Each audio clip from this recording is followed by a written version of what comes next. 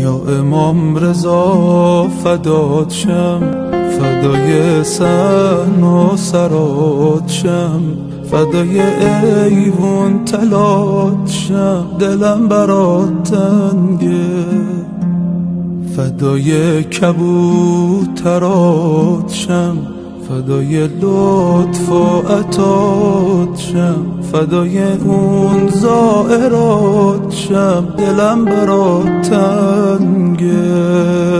میشه کاری کنی منو یاری کنی، زندگیمو آقا تو خدایی کنی.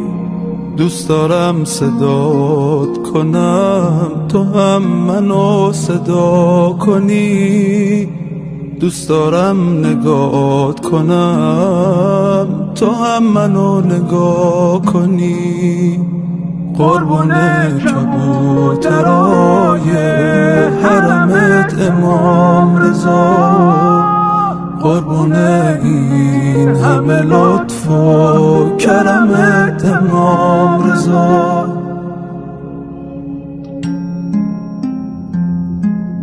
پدر رؤوف مایی، پشت و پناه من شمایی، دل من شده هوایی، دوست دارم خیلی.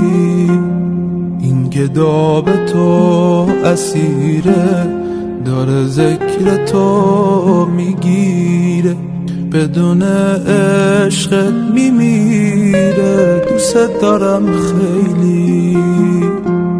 میشه کاری کنی منو یاری کنی، زندگیمو آقا تو خدایی کنی.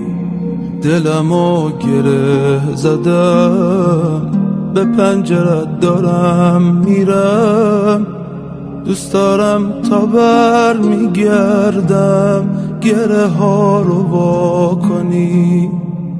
قربون کبوترای حرمت امام رضا، قربون این همه لطف و کرمت امام رضا.